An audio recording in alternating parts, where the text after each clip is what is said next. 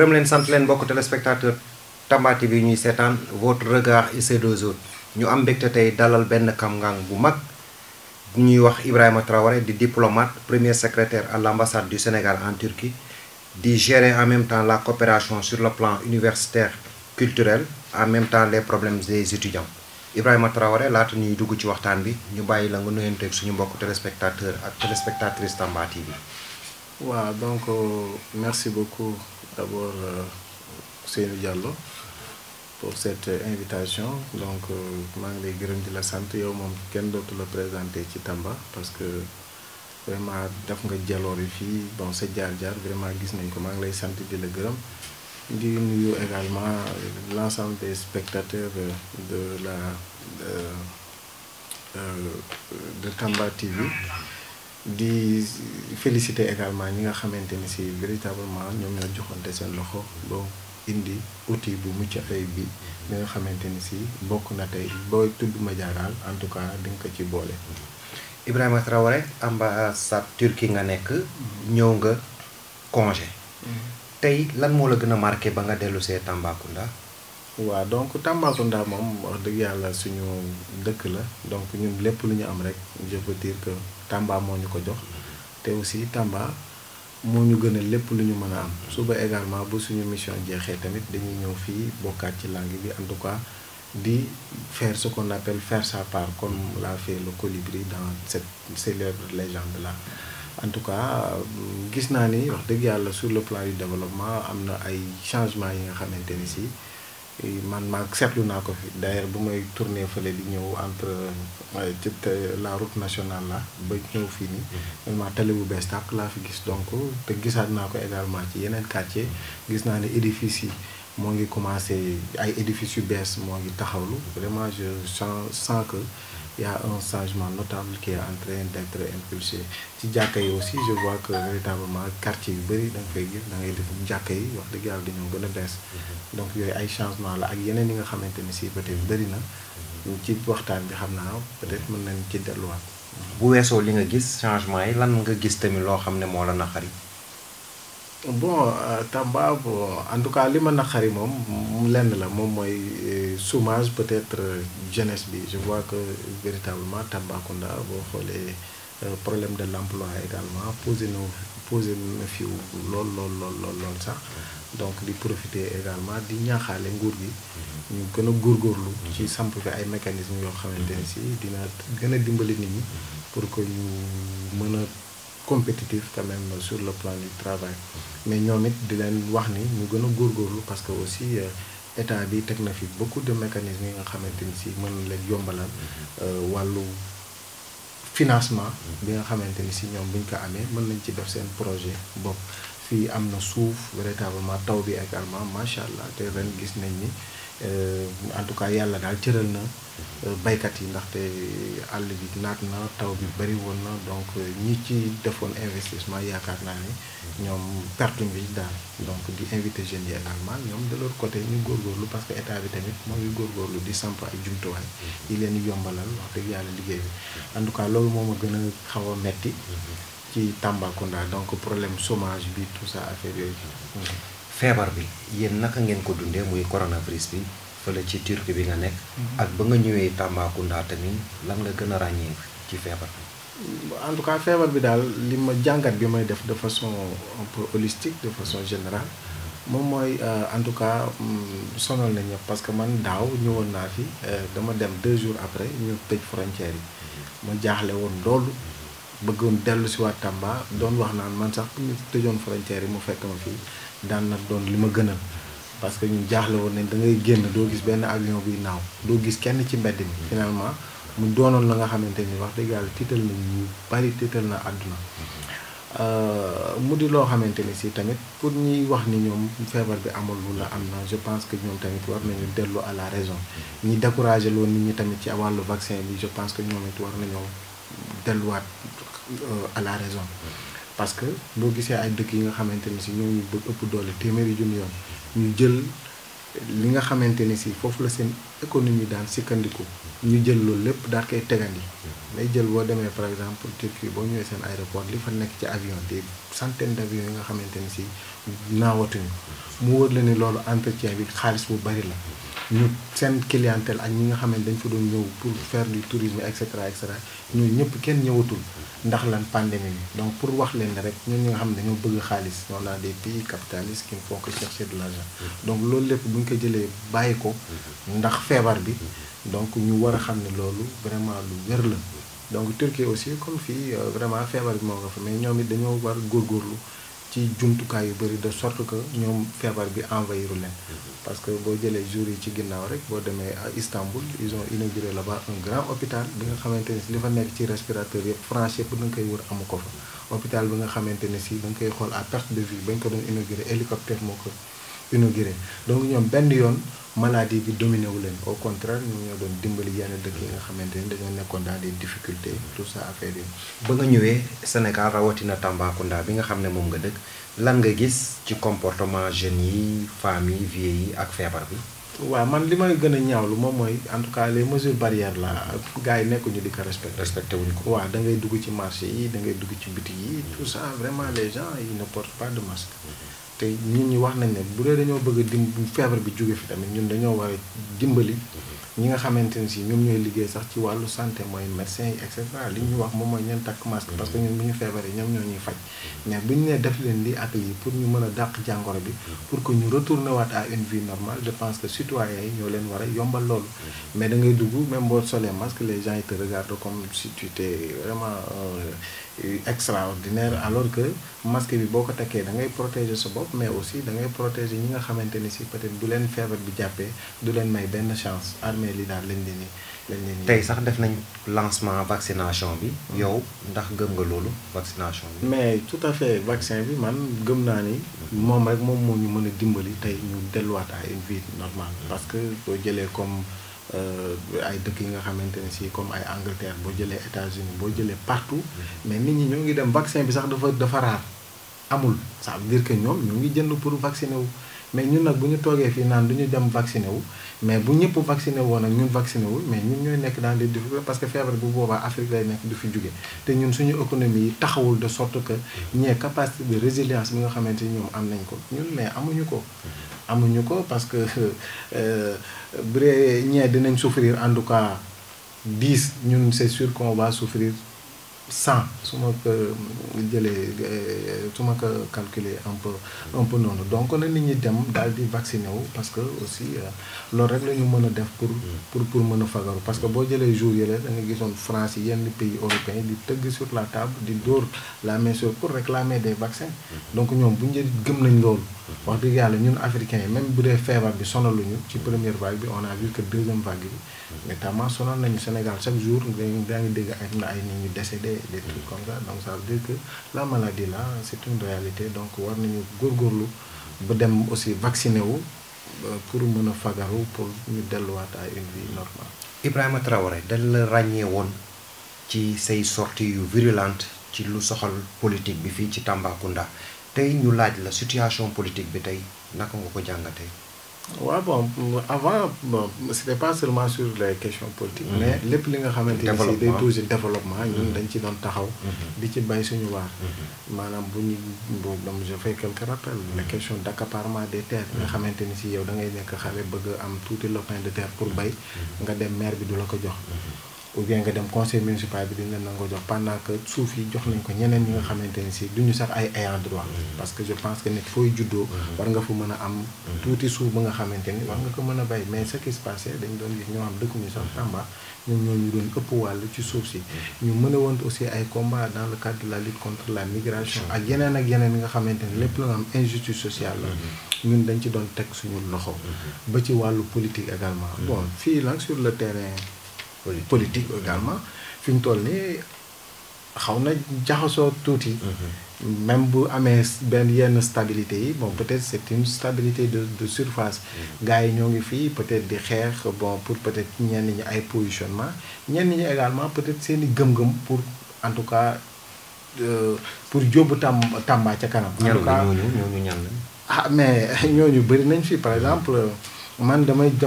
xool di observer. Je prends le cas de, vous m'excusez de citer son nom, Sidiki. Ministre Sidiki waaw Kaba. ministre Sidiki Kaba. Bon récemment. J'ai vu que jëndal na ay moto yu bëri. jox ko jeunes yi pour dimbali leen. pour dimbali leen xeex. wàllu chômage bi. gis naa ni également dans le cadre de la promotion également am na doomu Tamba yi bëri nga xamante ni si peut-être yàlla ak ñoom ñoo tax moom moo tax peut-être ñu gis lu bëri génn Sénégal dem ci feneen nga di monnayer également seen talent man mii également donc ci laa bokk di ko remercier au passage gis naa également ci wàllu mosquée yi vraiment il est en train de faire un excellent travail alors que amoon na ñoo xamante ne amoon nañ dayoo bu toll ni moom mais defuñu dara pour Tamba ñu ko deful ñi mais ñi ko deful ñi je ne veux pas citer de nom mais ñi fi occupé woon ay responsabilités ñi fi nekkoon ay ministre yow xam nga leen man xam naa leen population bi également xam nañ leen mais est-ce que ñun tey jii mën nañoo duut suñu baaraam ci lii ne ñooñu ñoo ko fi defal mais tey mën naa ne gis naa fi ay moto nga xam ne seen durée de vie day yàgg benn moto mën na def par 5 ans ou bien plus ma ne lii Sidiki moo ko jëndoon gis naa benn jàkka bi nga xamante ni si dañ ko rasé ma ne jàkka bii de Sidiki moom moo ko def gisoon naa benn jeune bi nga xamante ni si peut-être sa professeur la woon comme man tey jii ma dem Europe ou bien feneen tase fa ak moom grâce à Sidiki Kaba donc li mu def ci cadre boobu man yaakaaruma ni Tamba fii peut-être amul sax ku ko fi def da amul sax yaakaar mais mënoo wax ni kii ou bien kii moom moo ko fi def donc ñu koy gërëm di ko sant parce que mënoon na nekk également comme yeneen intellectuels yi nga xamante ni si ñoom lan moo leen soxal moom mooy seeni poste ak seeni fu bopp mais nit koo xamante ni si saa boo ko waxee ni lii ak lii ak lii mooy sama yitte mu jóg ci xar ci tànk tubéyam mooy préoccupation ak problème nga xam ne Tamba moom ñoom la ñu am donc nit kooku noonu wax dëgg yàlla ñun même au-delà des contingences politiques dañ ko war a mën a jàppale dañ ko war a mën a dooleel ba li muy def tey jii mu war ko gën a mën suba ak ginnaaw Sidiki Kaba maire Tambacounda ndax yow ànd nga ci mais bien sûr ànd naa ci buubu à plus de 300%. Parce que tout simplement koo xamante ni si moo ngi nekk di def effort yi ni toll donc kooku mënoo lu dul yegg fi ñuy wax au niveau de la magistrature au niveau de la magistrature communale parce que Sidiki aussi wax dëgg yàlla bu dee koo xamante ni si nekkul même ministre de la République et on sait qu'un ministre de la République il est là pour toutes les régions du Sénégal moom nekkul maire mais il se substitue au maire pour di def li nga xamante ni si maire moom moo ko waroon def man quartier bi ma dëkk Saara gi leen mais ba ma fa ñëwee gis benn jàkk bi nga xamante ni si tabax kii pas jàkk mais cimetière yi nga xamante ni si peut-être xaj yi dañ fi doon dugg yenn mala yi dañ fi doon dugg mais Sidiki dafa ñëw xool affaire bi mu xam ni lii wax dëgg yàlla du loo xamante ni si rafet na te également du loo xamante ni si day cëral ce qu'on appelle la dignité humaine mu dugal loxoom ci poosam génne montant bi nga xam ne romb na 15 millions mu def ko pendant que mairie moom moo ko waroon def parce que moom mooy recevoir ce qu'on appelle les fonds de dotation de l'État mais également les fonds de concours donc loolu liggéeyu mairie bi la ma gis ko tamit mu nekk au niveau du conseil des ministres di xeex pour que Tamba bépp programme bi nga xamante ni si day am au niveau national pour que Tamba am ci wàllam Promoville bi mais il s'est battu pour que Tamba ñu jox ko ci part consistante et je sais que chaque fois conseil des ministres lépp lu fay am il demande la part de Tamba ba ñuy defar aéroport yi tey gis nañ ni 5 régions du Sénégal ñoo éligible pour ñu defaraat seen aéroport ay Kaolack kii mais Sidiki s'est battu pour que Tamba également suñu aéroport bi ñu gën ko jox ay jumtuwaay pour que mu mën a bokk ci suba aéroport yi nga xamante ni si wax dëgg yàlla n'importe quel avion war nañ ci mën a wàcc donc nit ki nga xamante moo ngi def effort yu yëpp di dimbali jeunes yi di leen dimbali ñu am ay permis xam di leen dimbali ñu nekk ay association sociale véritablement yu honorable donc nit kooku duñu mudul lu dul plaider même si lui il n'est pas demandeur ñun en tout cas on plaide pour que moom mu ñëw déposer candidature am au niveau de la mairie de Tamba te bu boobaa aussi ñun dinañ xar suñu tànk tubéy fépp fu ñu mën a nekk en tout cas dinañ ñëw jàppale ko ci xeex boobu parce que ñun ñi aussi di ko gunge di ko jàppale aussi am nañ un peu de l'expertise dans le domaine du développement local. ndax yaakaar nga ni moom dina nangu nekk maire mais même bu du Sidiki du nangu daal ñun dinañ waxtaan ak moom pour convaincre ko na ko dëkk bii nag wax dëgg yàlla ñun yow la ñu am yaakaar pour véritablement pour nga gérer mairie bi en tout cas moom laajul dara en tout cas lu ma mën man moo naa ko wax ak moom pour indi ay argument pour convaincre ko mu ñëw véritablement jàppale ñu ba jël mairie Tambacounda parce que gis nañ ni wax dëgg yàlla li muy def bu ñu ko joxee mairie bi leneen li day gën a mën a yomb parce que carnet diplomatique am ak carnet d'adresse am au niveau international jaar-jaaram tey may na ko mu am ay partenaires fépp ci àdduna ba nga xamante ni si bu gérer mairie Tambacounda ne leen lii ak lii laa soxla gars yi dinañ ko koy yombal d'autant plus que gis nañ hôpital li mu fi nekk di def jàkka yi gis nañ école yi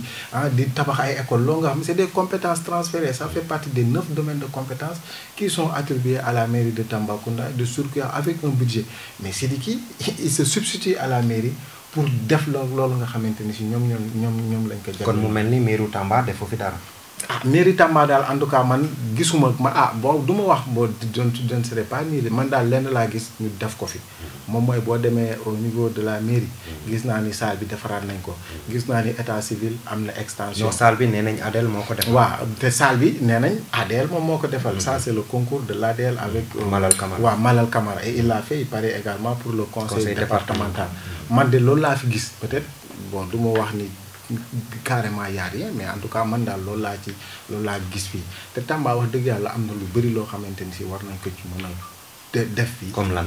mais bëri na c'est-à-dire aménagement dañu man gisuma fi ay jardin public par exemple boo génnee Sénégal nga dem yenn dëkk yi doo dox benn kilomètre te gisoo ay espace bi nga xamante ni espace vert la mais mairie war na ko mais fii gars yi xalaatuñu dara lu dul mooy def conseil municipal def délibération jël terrain yi séddoo ko mais loolu aussi vraiment jëmalewul dëkk kanam fii Tamba zone bu rëy la am na espace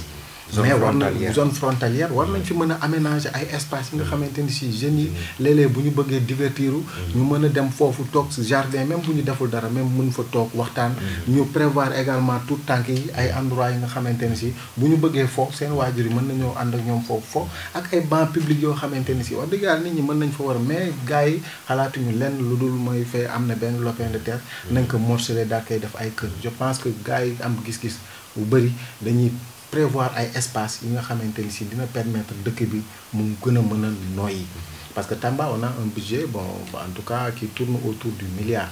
bu ko ëpp tamit moom mooy mais loolu war nañ ci mën a def dara mais fii lan moo fi xew moom mooy da ngay jël budget bi daanaka xaaj bi yëpp ay fonctionnement la amul benn investissement yenn yi boo jëlee sax la plus grande partie daanaka c'est uniquement pour le maire et son cabinet donc yooyu également c'est des pratiques à bannir c'est des pratiques à revoir. Ibrahima dañ la ràññee woon tamit ci kàngam yu yore woon sport bi fii ci wàllu arbitrage tey situation sportive bi au niveau régional naka nga ko jàngatee. bon man j'étais arbitre fédéral doon génn di dem di arbitrer ji au niveau du Sénégal donc j'ai fait beaucoup de stades du Sénégal et je remercie mes encadreurs au passage mooy ñoom Gaye ñoom Abou ñu nga xamante ak Tra nga xamante ni vraiment daanaka terrain bu nekk taxaw na fa porter drapeau du Sénégal di arbitrer donc wàllu sport bi bon je pense que Tamba ne bouge pas trop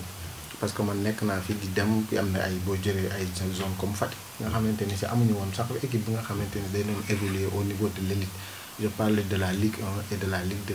mais Tamba daanaka nous sommes dans les divisions division inférieure quoi donc ñun également ñuy prier wu pour que gars yi war a mën a gën a jàppale également jeunes yi au niveau du sport ñu jéem a xalaataat même pourquoi pas yeneen terrain ou bien terrain yi fi nekk ñu gën a góorgóorlu defar leen parce que même loolu tamit mairie mën na cee am ay ressources yu dul jeex parce que boo jëlee yenn dëkk yi gars yi dañuy dem mairie bi dañuy xool benn espace ñu daat koy aménager def ko ay terrain yi nga xamante ni si parfois ñenn ñi mën nañ ko ñëw louer à hauteur de 20 000 francs pour une heure à hauteur de 20 000 francs une heure wala 2 heures de temps nga louer leen ko donc dans la journée tu peux avoir 10 équipes yi nga xamante ni si dañuy ñëw louer stade yooyu donc de petits terrains daal di fay te loolu aussi dina contribuer à faciliter véritablement donc la formation en tout cas lenn daal moom moo fi royane à Tamba ci sport bi moom mooy l'arbitrage bi léegi tey gis naa ni ci désignation partout les arbitres du Sénégal de Tamba dañuy génn amul désignation buy am ñu tëb ñaari journée yi nga xamante ni si waa CRA Tamba duñu génn donc loolu aussi peut-être nit ñi duñ ko gis trop mais loolu lu ñuy rafetlu la ils sont à Ziguinchor ils sont à Dakar ils sont à Mbour même ñetti jigéen yi nga xamante ni si ñoom la ñu am Tamba il y a 3 jeunes filles qui pratiquement chaque week-end dañuy génn di arbitrer contrairement peut-être équipe yi ñu am fii nii nga xamante ne si dañuy peine ils ont du peine à atteindre quand même le sommet le sommet. lan nga yaakaar mooy pexe ñu boole équipe yi def ko benn wala. waaw bon boole équipe yi am na ñoo xamante ni si. ñoo ngi ko doon kaas boobu ba léegi ne nañu boole équipe yi. mais aussi man sama crainte waaw moom mooy lan mooy bu ñu boolee équipe yi. loolu tamit mayuñu doole. mën nañoo boole équipe yëpp jël les joueurs les plus performants ñu def leen foofu ko fa. bu amul ay moyens suffisants tamit bon du ñu dem fenn te bu boobaa dañuy teel a fay. parce que dañu naan Tamba benn équipe la am dóor nañu ko ensuite nous sommes éliminés de la course d'autant plus que peut-être équipe yi bu bëree tamit bon peut-être am na ñoo xamante bu ñu gisul seen bopp ci équipe bi dinañ gis seen bopp ci beneen équipe bu boobaa également ñooñu war nañu mën a am seen chance génn je vois que ba kii Don Bosco ñoom ñoo ngi góorgóorlu Baobab am na équipe bu jigéen avec Badou Faye ñoom ñoo ngi góorgóorlu ak Coton Sport ak yeneen équipe yi nga xamante ñoo ngi fi donc boo leen xawee tas aussi def ko benn équipe donc dañuy réduire chance yi alors que équipe yi bu bëree tamit les chances également peuvent être là kii bu demul kii mën na dem mais pour cela également il faut des moyens yi je pense que moom moo sonal vraiment équipe bu Tamba yi parce que ñun parfois ba ñu doon dem ay Ziguinchor di arbitrer da ngay gis yenn équipe ils viennent par avion ñëw def seen match ba pare après dugaat seen avion dem mais est-ce que Tamba am nañ moyens yi je dis que oui les moyens sont là mais il faudra qu'on mobilise ou bien qu'on se solidarise pour pouvoir atteindre le sommet. Monsieur Traoré ñu jeexale ak actualité quotidienne bi. jàppal Adji Sarr bàyyil Sonko jàppal Sonko bàyyil Adji Sarr yow tey ban commentaire nga ci am. bon commentaire bi ma ci am moom mooy vraiment problème la boo xamante ni si aussi dañ ko war a mën a déplorer. mais man li may ñaawlu rek. parce que Macky Sall moo fi nekk ou bien Sonko mais aussi il faut que ñu bañ ko politiser. parce que ça c'est une affaire de mœurs. et nous sommes tous des justiciables. Sonko dafa am problème ak benn ndaw su jigéen boo xam ne Adji Sarr la tudd. mais yoonu keneen nekku ci. Adji Sarr moom moo dem dépôt mais Macky Sall je ne pense pas que Macky Sall dina rabaisser wu à ce niveau pour occuper wu ay cas de Sonko d'autant plus que Sonko man sama jàngatu bopp. moom mooy du candidat bi nga xamante ne war na mën a inquiéter Macky Sall. parce que Sonko il faut avoir l'étoffe d'un chef d'État. et man étoffe boobu man gisuma ko ci Sonko ce que je vois c'est un gars qui est là très belliqueux qui est à la recherche de la petite bête et étant quelqu'un qui est un peu très pressé parce que tout simplement nit ñi waxuñu ko dëgg dañ koy nax par rapport à cette histoire là am na problème ak Adji Sarr mais pourquoi ngay accuser Macky Sall Sonko moom moo jóg taal otoom braver couvre-feu dem.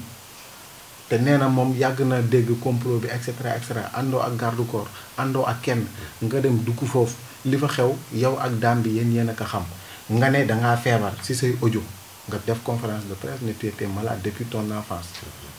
donc problème yooyu daf la sonal encore que ku am yenn maladie yi mais comment tu peux prétendre à diriger un pays bu dee yow sa ndigg day métti à tout moment mais yow mën nañ la woo pour des conférences très sérieuses ou bien yi nga xam ne dafa soxal réew mi yow sa ndigg day métti d'autant plus que nee nga bu la sonalee doo mën a toog moo tax yow nga braver couvre-feu dem ci kër Adji Sarr nga ñëwaat tu as fait encore une autre conférence de presse pour dire aux gens que tu ne souffres de rien que amoo maladie rénale encore que même ñu am maladie rénale yi moom warul wax yenn wax yi di leen stigmatiser en tant que leader politique ku am feebaram feebar la mais bul saboter ñi nga xamante dañoo am yeneen feebar yi parce que nattu te day dal ku nekk nee nga feebaroo dara jotu la donc ku feebar dara jotu la man war yaakaar naa ni bu la yenn souffrance yi sonale war a jóg di braver ay interdiction même si bu dee yow am nga autorisation ci kilifa wax dëgg yàlla waroo def loolu lenn rek laay wax mooy il est un justiciable il n'a qu'à arrêter d'inviter les jeunes là à la révolution ou bien à certaines casses loolu baaxul ci kilifa parce que Sénégal fii ñun ñoo ko bokk ñun ñoo ko moom et c'est un pays à construire moom deful dara na dem ci justice ñun seetlu ko parce que je sais que les gens qui ont les rênes de la justice sont des magistrats qui ont été formés à bonne école qui ont leur dignité et beaucoup de choses à sauvegarder donc je pense que affaire bi bu dee amul it moom dinañ ko seetal mu daal di dem yoonam li sa sekk accusé nañ ko fii dem na après on l'a blanchi ak ñeneen ñoo xamante ni justice soppoon na leen fi après ñu seetal leen moom bu dee deful dara na dem wax dëgg yàlla dem leeral boppam dem affronter la jeune fille là qui l'accuse après ñu règle le problème aussi ñu bàyyi di saaga la jeune fille là parce que nit la comme politique wul Sonko mooy politique est-ce que tey jii kuy def politique moo ëpp mérite ku deful politique mais c'est pas le cas donc mbir mi daal moom moo ko war a leeral tey porté nañ ko plainte c'est une affaire privée yoonu Macky Sall nekku ci yoonu Ousseynou nekku ci yoonu Ibrahima nekku ci mbir mi daal dañ kaa porter au niveau de la justice nañ bàyyi justice def liggéeyam ñu bàyyi di inviter jeunes yi à la révolution parce que aussi lenn moo am force doit rester à la loi fii personne ne peut n'est au-dessus de la justice nous sommes tous encore une fois des justiciables ku deful yoon ñu porter devant les cours de tribunaux tu dois aller répondre encore que mën nga dem aussi ñu setal la jeex parce que ñoom ils ont beaucoup d'éléments ils ont beaucoup de trucs à mettre sur la table pour savoir effectivement si les accusations de la fille là sont vraies ou fausses. Son Excellence Ibrahima Traoré Tamba TV mi ngi lay gërëm di la sant bu baax a baax. waaw man aussi vraiment maa ngi leen di sant yéen it di leen gërëm di sant également waa Tamba yëpp yi nga xamante ni si ñoo ngi leen di porter une oreille très attentive di leen suivre parce que nekkuñu fi kaa yàkkamti nañoo aussi ñibbisi nag parce que aussi ñun dañu gëm ni daal l'avenir c'est l'Afrique l'avenir c'est le Sénégal mais aussi l'avenir c'est Tamba parce que ici aussi comme ni ma ko waxee sànq vraiment c'est une région en chantier c'est une région également bi nga xamante ni si peut-être yomb na defaat parce que am nañ espace am nañ mbir yu bëri quoi mais fenn laay terminer rek na gars yi di bàyyi di caxat-caxatee suuf si na autorités yi nga xamante ni si tamit ñoom dañ leen fi yónni pour ay mission yi nga xam ne dañ fay ñëw pour liggéey ñu bàyyi di ñëw di profiter également ci yenn mbir yi parce que aussi bon nekkuñu mais on sait ce qui se passe on était dans la société civile xam nañ li nga xamante ni si moom moo fi am donc Tamba lan la soxla moom mooy ñoo xam ne dañ leen di dimbali Tamba ñan la soxla ñoo xam ne dañuy participer à l'encadrement des jeunes Tamba ñan la soxla ñoo xamante ne si c'est des personnes vous et moi qui sommes engagés dans des domaines précis quand même pour sukkandiku fa pour dimbali région bi te yaakaar naa ni am nañ suffisamment de compétences de matière grise pour occuper les responsabilités les plus hautes n'est-ce pas donc dans ce pays-là. yéen it téléspectateurs et téléspectatrices de Tamba TV kenn demul ngeen des Tamba TV mi ngi leen di gërëm bu baax di leen sant di gërëm le chef des opérations techniques Barouba ak Bakare di leen jox dig daje ba semaine prochaine incha allah.